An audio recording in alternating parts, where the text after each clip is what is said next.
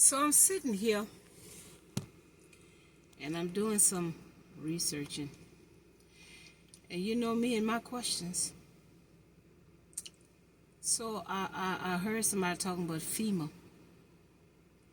And the Holy Spirit said to go in the rabbit hole. So I came up with this saying when I got this information, that's when my higher mind started talking to me. FEMA, because I'm saying, what do we need FEMA for? The money that they waste on building FEMA camps and FEMA trailers, they could have put this into the houses that we live in where they could be prepared for natural disaster. That's how I get, you see. They're building these houses like, straw. Any storm come through, y'all knock them down at the blink of an eye. But yet, no, they got camps built. If something happened, we can go to the camp. Well, if the camp can protect us, why not just build something that we live in and we're paying for and let that protect us? So, FEMA was established in 1979 under Executive Order 12127. Now, you got to watch that 1212 because there's duality, you understand? And twins and seven is spirit. By President Jimmy Carter. It was established to coordinate the response to any major disaster that has occurred in the United States that overwhelms local and state authorities. Now, I went down there and I said, it said, what are the goals of FEMA? Let me see down because I got to blow this up a little bit. The goals of FEMA, the Federal Emergency Management Agency, FEMA, is the federal agency responsible for leading the nation's effort to prepare for, protect, and mitigate against, respond to, and recover from the impact of natural disasters and man-made incidents or terrorist events. Now, that's not opposition control right there. I don't know what is. So y'all know man is capable of doing this type of stuff. But y'all gonna take our hard-earned money and go build a camp and tell us it's for us to protect, for y'all to protect us from man-made incidents and terrorists, because natural events ain't gonna come unless we manifest that spiritually, you see, or unless man-made incidents and the terrorists have done too much spiritually. That's what I'm trying to get y'all to see. These people telling us right in our faces what they're doing. FEMA is not there to help us, because if FEMA was there to help us, that's another thing too. I can't call out the stuff that I see with my eyes as I'm driving up and down these streets. They got a lot of camper trailers, Winnebagoes, FEMA trailers. It's no words to explain the cars that's been built out here. The trucks, the company trucks, the trailers. You name them. The Love store, the Pilot store, the petrol stores. All of the warehouses. You see? Everything that's set up out here is just set up for the man to get rich and stay there. The stuff that they got are bicycles. You hear me? Motorcycles. I just can't name everything that's out here in these streets, y'all. That these people toting back and forward, got us toting back and forward.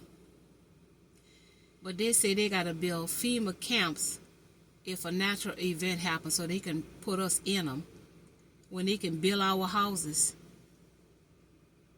to withstand natural events, or to be capable of going into hiding into bunker if terrorists was to attack us. But yet, no, they got bunkers for them. The wealthy, they can go underground in bunkers. But they didn't build the United States of America people no bunkers. They got camps for the people. When they could have just built that, kill one bird with two stones. When you build somebody's house that they're paying for and paying all these taxes on and working like Hebrew slaves for, you could have built that way if we have a terrorist attack or man-made incidents. They put it there. It's right there. Natural events, man-made incidents, and terrorist attack. So they're very much aware man doing shit that goes against human life. Now, what man is that? Because I always ask y'all, who are the people that's flying in the air putting that shit on us when they know what they're doing? You see? Who are the people that's putting that shit in the food? You see? Are these real peoples or are these robots? Because if everybody know what's going on, how you gonna help the people? See, either the people got a price. Everybody got a price. That's what I'm saying. I'm looking at all of the people that's wealthy and rich. The Hollywood stars. This girl right there from New Orleans that saw that rapper had that I used to work with the girl daddy. Black girl from New Orleans there. You gotta be, in order to be rich, you gotta be in that drama. You gotta lower people. You gotta siphon the energy. Like Candy Burris and Real Housewives of Atlanta and all that bullshit. See, you gotta be dramatic to harvest them people energy. They're making y'all seem like what's going on with them is more important than what's going on in your own life. Watching them live rich and eating out and wearing all kind of fine clothes and being televised. That's what they say is important for y'all to watch them, but y'all can't be that. Again, it's all about harvesting energy. That's all it's about. Paying, P-A-Y-I-N-G, paying attention to something outside of yourself and not paying attention to yourself. It's about influence. Influencing somebody's energy. That's what we got to understand. All of this is about an exchange of energy, and we have not been exchanging energy reciprocal. The people who are on the television, they don't give us nothing. Not one. Calm down there. Not one freaking thing. Energy is supposed to be exchanged equally, and that's not happening.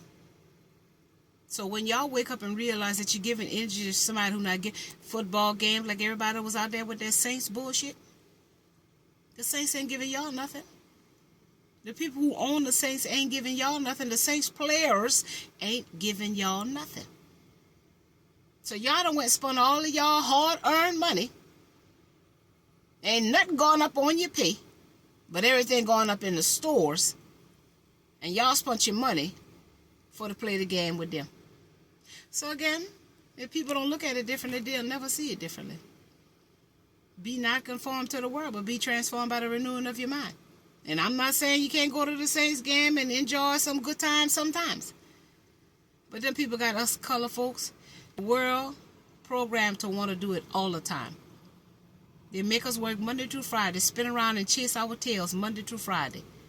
And then they brainwash us to go give all our money back to entertainment Saturday and Sunday.